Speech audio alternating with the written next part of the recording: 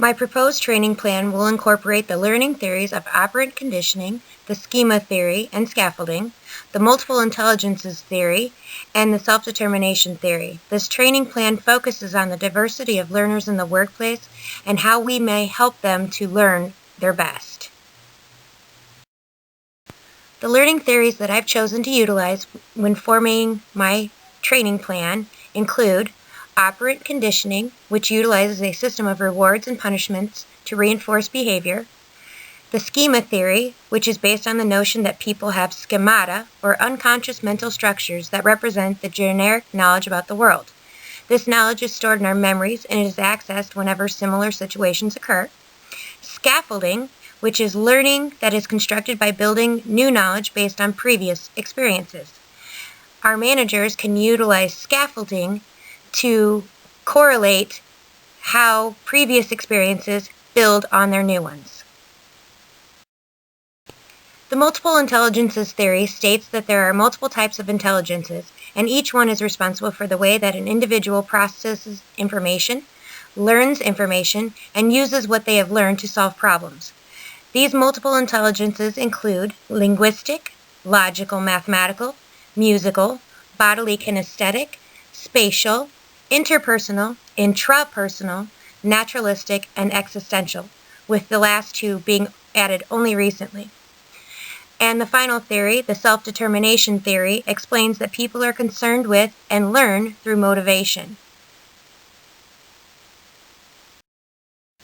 The diversity of the learner in today's workplace is just as vast as the diversity in the general population of the earth. Many companies employ people from many different age groups, ethnic backgrounds, and experience levels, just to name a few. The learners in the assigned group are from a very diverse arena as well. Some have great strengths in communication and self-efficacy, while still others struggle in these same areas. The needs that I considered when developing my training plan were that of experience, learning styles, self-efficacy, and their ability to communicate effectively. My new training plan will begin with individual self-assessments and continue with follow-up meetings. Over the course of 2 months, employees and managers in all departments will take part in online assessments that allow them to assess their personal learning styles.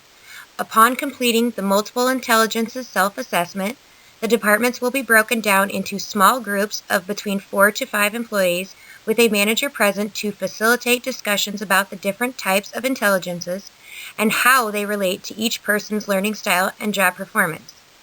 Once the self-assessments and meetings are complete, the training process will continue with weekly development meetings. During the first weekly meeting, participants will be asked to develop a list of their perceived strengths and weaknesses to help their managers identify their schemas. Managers will also be asked at this time to develop a reward and reinforcement structure that will utilize the operant conditioning theory to help their employees engage in their training. The weekly meetings will then continue as the employees continue to develop their skills. Managers will monitor their progress on their goals, supporting the scaffolding of their current knowledge to their newly acquired knowledge and skills. A manager helping their employees to scaffold or build upon their knowledge also encourages employee engagement. The employees and managers will be rewarded as they achieve their goals on their own, thus reinforcing behavior through self-determination theory. The initial assessment and training meetings will take approximately 3 months to complete, with continuing monthly check-ins for the next 3 months, and ultimately finish with annual check-ins.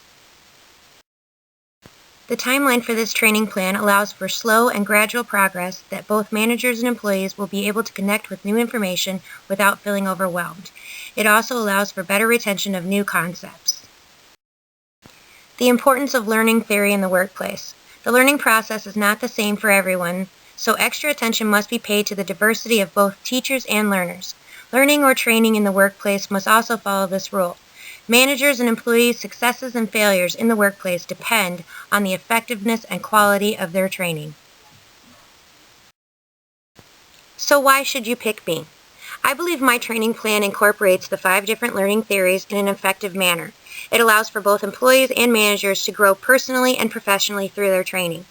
The best method for learning about each other and the way that we learn is through communication.